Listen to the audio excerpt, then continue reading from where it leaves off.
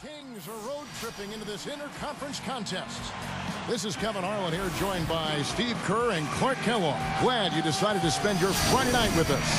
The NBA on 2K Sports. The top storyline, Tyreke Evans, injured. He will not be suiting up. Yeah, he got hurt in their last game, Kevin, and he could be out for a few weeks. They'll just have to do the best they can without him. Well, hopefully a few weeks is all it is, because there's a chance it could be more serious than that. We'll see how his rehab goes. Now Sacramento starting five. Powell in at the 4 spot. Jimmer Fredette is out there with Thornton. Then it's Salmons, and it's Cousins in at the center position.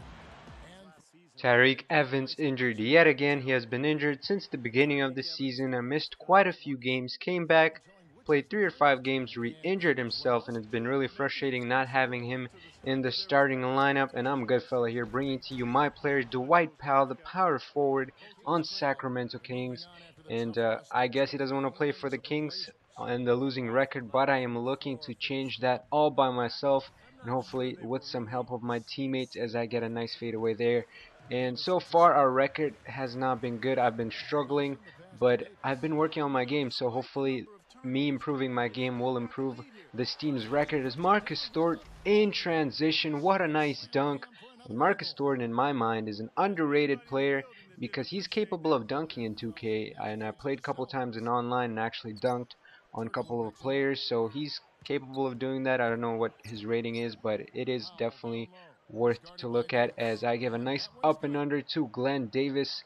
And I've been working on my post game as well as dunking ability, so hopefully in the upcoming videos you will see my player progression, because I'm planning to give you an update of my player in terms of the skills, the standings, my player stats, anything you guys want. And if you guys want to see something special, then leave it in the comment section. I will post it in my player update, as Jason Richardson nails the deep 3, giving Orlando back the lead. And I want to talk about Dwight Howard and his situation. I know he picked up a 1-year player option for next year, so he's going to stay on Magic for at least 1 year if he doesn't get traded. But honestly, I think Magic are better off trading him, because if you look at the structure of the team, they have Hedo Turkoglu, who's old and has a horrible contract. Then you have Jason Richardson, who's obviously not getting any younger, still a solid player, don't get me wrong, but he's not a premier player. And then also you have players like JJ Redick and Chris Duhon, who don't necessarily have the best contracts under them. So it's going to be really hard to move those players, and including Jameer Nelson, who's not an elite point guard but a solid point guard nonetheless. But it's going to be hard to move those players and get a superstar to surround Dwight Howard, because I think Dwight Howard needs a point guard, someone like Deron Williams, who's capable of carrying a team and throw alley-oops like that, as Jimmer Fredette finds me on a fast break with an alley-oop pass. One of my first alley-oop passes that I've ever received. I was really excited about that. I just saw Jimmer running the break and saw an open lane, so I called for that pass right there. And shot clock cheese, this is what everyone talks about. Jason Richardson just nails the triple. We're down by 10 at this point and forced to call a timeout. But I want to talk a lot more about Deron Williams and his situation, because I think it's very closely related to what's going to happen to Magic and Dwight Howard, but that will have to wait after the halftime. Welcome everyone to this Friday night edition of the HP Halftime Show. Orlando on top against Sacramento. They'd like the chance to move up in the conference standings right now, sitting 7th. Jason Richardson has been clicking through the first 2. What he's been able to do from the field has been nothing short of spectacular. Only a select few players in the league can shoot the ball like that. And doing their best to stay alive, the Sacramento Kings. They just can't seem to get on a roll, can't get going, kind of stalled right from tip-off. A rough first half for Jimmer Fredette. He'll be happy to change baskets, even told his coach the lid was on that side of the court.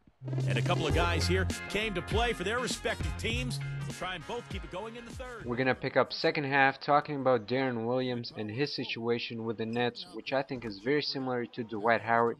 And I will not be surprised to see Dwight Howard and Deron Williams in same uniform, whether it's going to be on the Nets, Magic, or maybe some completely different team. I will not be surprised one bit, and it's really unfortunate to see a franchise player leave, but that seems to be the trend right now, people teaming up with each other trying to win a championship.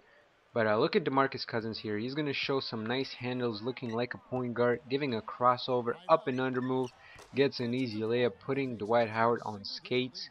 And I didn't even know he could do that. But what do you guys think of Dwight Howard's situation and Deron Williams? What do you guys think they will resign with the team, or whether they're going to team up with each other in Orlando, Nets, or maybe some completely different team? Give me your opinion and whether you think this is the right thing to do for them in terms of their career, or whether you think they're being cowards and kind of teaming up with each other. And I'm not by any means judging any of those guys. I'm just basically putting it out there, not trying to basically call anyone out a coward, because I'm sure it's hard enough to win a championship. Heck, it's hard enough to make it to the playoffs. So I just want to hear your opinions and thoughts, as Jimmer Fredette's going to nail the triple, cutting the lead down to 4 in the fourth quarter. And we're in transition. Jimmer Fredette kick out to John Salmons for another triple, down by 1 at this point with 4 minutes to go, or just over 4 minutes to go. Dwight Howard with a full court pass. That's that cheese right there. When camera cuts towards you, you don't have enough time to come back, and they basically pass a full court pass to Dwight Howard. But DeMarcus Cousins muscling his way into the paint as he dunks on Dwight Howard. So as you can see, it's a close game. We're down by 6. DeMarcus Cousins forces up the shot. He's going to miss, but I get the putback, and we're only down by 4. We're going to full court press and hopefully get an inbound steal, but unfortunately we couldn't, so we're forced to foul Jason Richardson with 20 seconds to go. And unfortunately it wasn't enough to win. As you could see, we're down by 7 at this point, and the game is basically done. That was a bad call for pass from me, and we get a turnover, and the final score will be 90-83 as we lose to Orlando Magic. Just didn't have enough gas in the tank to complete a comeback, and we end up on the wrong side of the score. And I thank you guys for watching. Hope you guys enjoyed the video. Don't forget to rate, comment, subscribe for more content. And also would like to know how long you guys been subscribed to me. I'm just curious.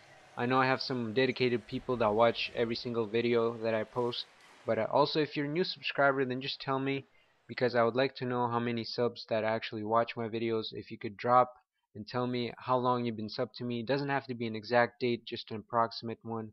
I will appreciate that, because I do appreciate every single sub that basically stays active and gives me great support. But I hope you guys enjoyed the video. I will see you later.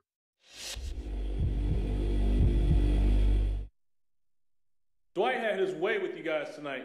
What can you do to try to stop someone when they're that locked in? We got to do a better job of denying him the ball. He's going to work the glass no matter what, but if we can keep the ball out of his hands, there's at least a chance to limit the damage, you feel me? Coach kept telling us to be aware of Dwight leading up to tonight, and even during the game, but we didn't get the job done. He's not an easy matchup by any means, though, no matter what you do.